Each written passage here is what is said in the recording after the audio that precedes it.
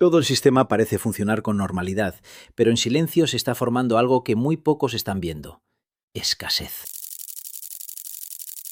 La plata no está subiendo, está escapando, y cuando un activo deja de comportarse como precio y empieza a comportarse como disponibilidad, el sistema ya no está en equilibrio, está bajo presión. Lo que se observa hoy no es una simple rotación de capital ni una narrativa especulativa más, es un desplazamiento silencioso hacia algo que el mercado empieza a percibir como escaso en términos reales, no financieros. Mientras gran parte del capital minorista sigue distraído entre acciones tecnológicas, criptomonedas y liquidez bancaria que se erosiona año tras año, hay flujos mucho más disciplinados que se están moviendo en otra dirección, sin ruido, sin titulares, pero con una intención clara: asegurar acceso a un recurso que el sistema global necesita para seguir funcionando. En este momento, la plata se encuentra cotizando cerca de niveles críticos tras haber atravesado un ciclo de volatilidad que pocos han interpretado correctamente. No se trata del nivel en sí, sino de la velocidad y la estructura del movimiento. Cuando un activo registra avances tan agresivos en periodos comprimidos y luego corrige sin destruir la tendencia subyacente, lo que suele haber detrás no es especulación desordenada, sino un reajuste en la percepción de su valor real. Y ese reajuste no nace en redes sociales ni en titulares, nace en balances institucionales, en cadenas de suministro y en decisiones estratégicas que no se anuncian públicamente. El mercado, en apariencia, sigue funcionando con normalidad. Los precios se actualizan, los contratos se negocian, los indicadores técnicos siguen siendo analizados como siempre. Pero bajo esa superficie algo ha cambiado. La demanda no está reaccionando al precio, el precio está reaccionando a una demanda que no puede ser satisfecha con facilidad. Esa inversión de dinámica es clave. Durante décadas la plata operó bajo un sistema donde la liquidez financiera dominaba sobre la realidad física. Hoy ese equilibrio empieza a romperse. Antes de profundizar, hay que observar quién se está posicionando. No son inversores oportunistas buscando un trade rápido, son instituciones que operan con horizontes largos, con acceso a información que no es inmediata para el mercado general y con una capacidad de ejecución que puede alterar inventarios globales en cuestión de días. Cuando estos actores empiezan a acumular de forma sostenida, no lo hacen por una expectativa superficial de precio, sino por una lectura estructural del sistema. Y esa lectura parte de una premisa que el mercado minorista aún no ha internalizado completamente. La plata no es solo un activo financiero, es un insumo crítico. Esto cambia completamente la ecuación.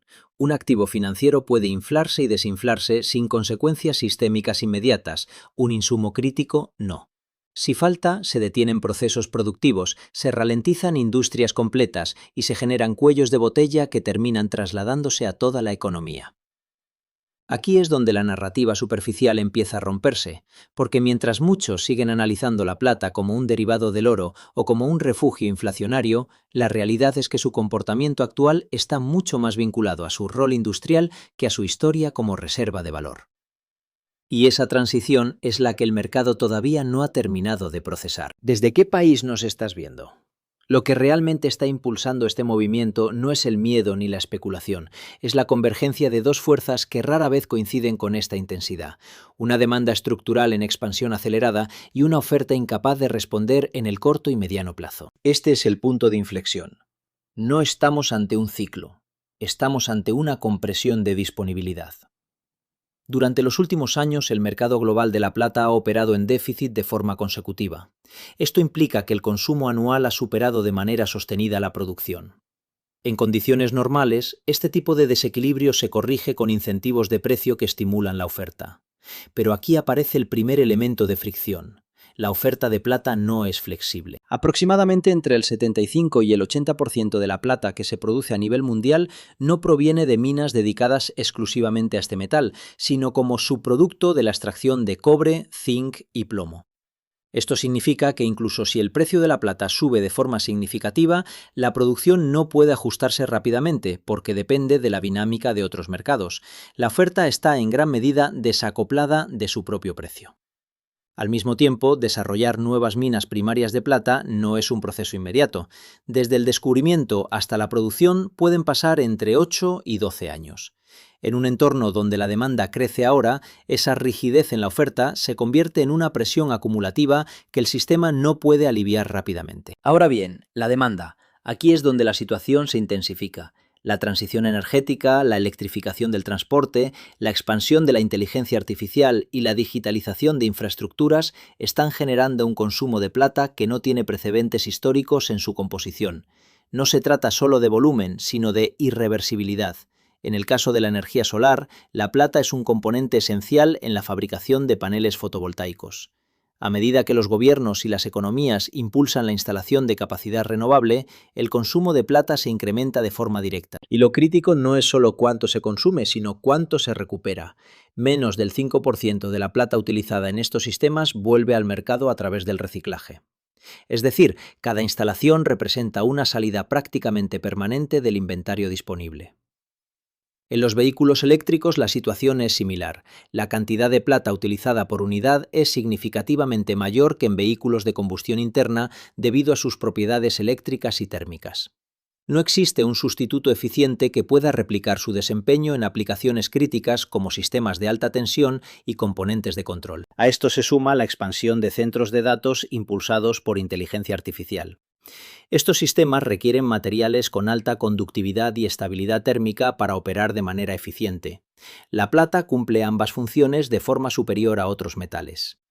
A medida que la infraestructura digital crece, también lo hace su consumo. Cuando se integran estos factores, la imagen se vuelve clara. La demanda no solo está creciendo, está cambiando de naturaleza. Ya no es cíclica, es estructural. Y eso implica que no responde a caídas de precio ni se detiene por condiciones macroeconómicas de corto plazo. Ahora entra en juego otro elemento crítico, los inventarios físicos. Durante años, el mercado de la plata operó bajo un sistema dominado por contratos financieros donde el volumen de papel superaba ampliamente la disponibilidad física. Esto funcionaba mientras la mayoría de los participantes no exigiera entrega real. Ese equilibrio se ha empezado a romper. La extracción de metal físico de los principales centros de almacenamiento ha aumentado de forma significativa. Cuando grandes volúmenes salen del sistema en periodos cortos, no es un evento aislado. Es una señal de que ciertos participantes ya no confían en la representación financiera del activo y prefieren poseerlo directamente. Aquí aparece la verdadera tensión, la relación entre el papel y el metal físico. Cuando existen múltiples reclamaciones sobre una cantidad limitada de recurso, el sistema depende de que no todos pidan entrega simultáneamente. Si ese comportamiento cambia, incluso de forma parcial, se genera un estrés que puede desestabilizar todo el mecanismo de formación de precios. Paralelamente, decisiones geopolíticas están amplificando esta dinámica. Restricciones a la exportación, acumulación estratégica por parte de estados y cambios en políticas industriales están reduciendo aún más la disponibilidad en el mercado abierto. Cuando un país que históricamente ha sido proveedor se convierte en acumulador, el impacto no es lineal, es exponencial. Desde la perspectiva de flujos de capital, lo que se observa es una divergencia clara entre el inversor minorista y el institucional. Mientras el primero reacciona a movimientos de precio, el segundo se posiciona en función de disponibilidad futura. Esta diferencia de comportamiento genera oportunidades, pero también riesgos para quienes interpretan el mercado únicamente desde la superficie. En términos de política monetaria, la plata también se ve influenciada indirectamente. Tasas de interés elevadas suelen presionar activos no productivos, pero cuando la narrativa cambia hacia escasez física, esa relación pierde fuerza. La inflación, por su parte, actúa como catalizador adicional al reforzar la percepción de valor real frente a activos financieros. Ahora bien, hacia adelante no existe una única trayectoria. Existen escenarios condicionados por cómo evolucionen estas tensiones.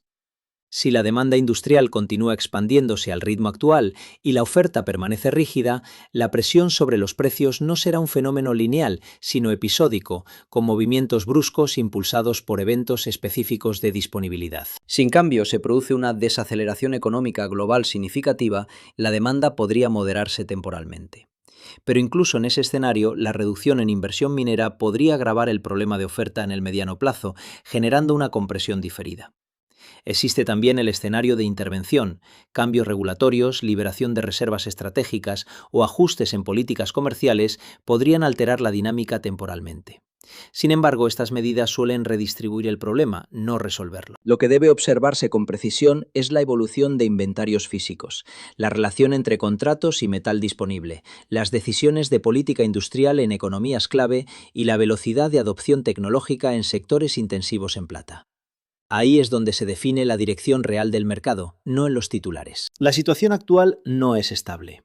Es un sistema acumulando presión en múltiples frentes. Y cuando esa presión se libera, no lo hace de forma ordenada.